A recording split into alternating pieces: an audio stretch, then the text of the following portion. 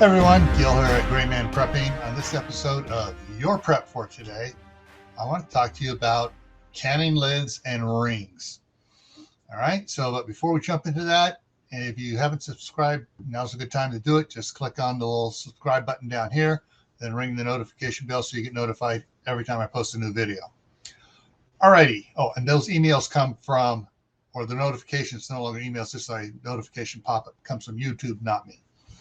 Alrighty, so canning lids and rings. Now, some of you are going, well, I don't can, I don't need them. Hey, if you really want to get prepared, you might want to think about picking up that skill. Learn how to can both water bath and pressure canning.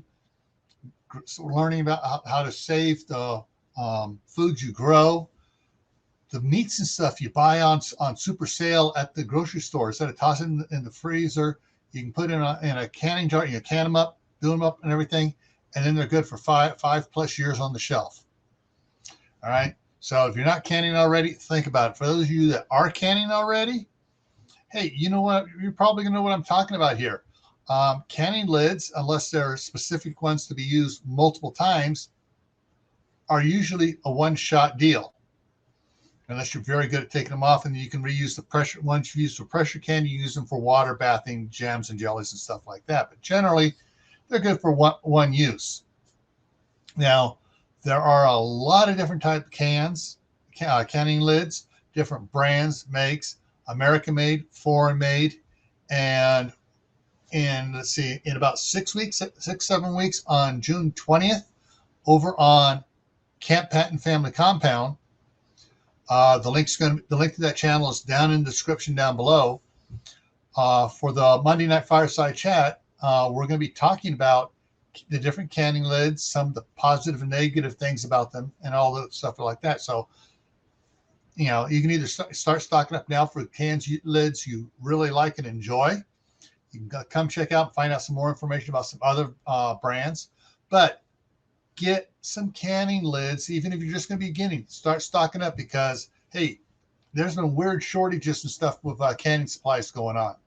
Now, the rings are what goes all around the lid when you're canning. You put the lid on and you screw it down. Once you're done canning and it's all done and everything, you take those rings off and you save them. And people say, yeah, I saved them, so I don't need to worry about getting more canning rings. Wrong. Canning rings over time will rust, will degrade, will get bent.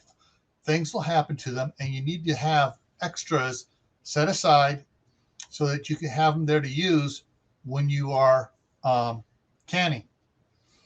So, and one thing just to touch on, one little other factor about it, people have asked about, how many jars of food do I need to put away and stuff. Well, it depends what you're going to make out of what you have canned in there.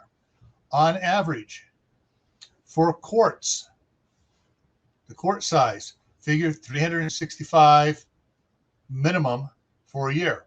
One each day. For the pints, figure the same thing.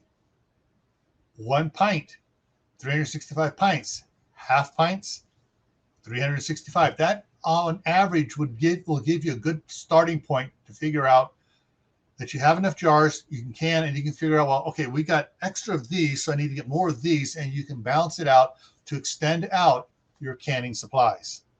All right? And with that, stay happy no matter what life throws at you. Stay safe. Don't go out and do anything foolish. Keep adding to your preps: water, food, medicine, canning supplies. Why? Well, this is why.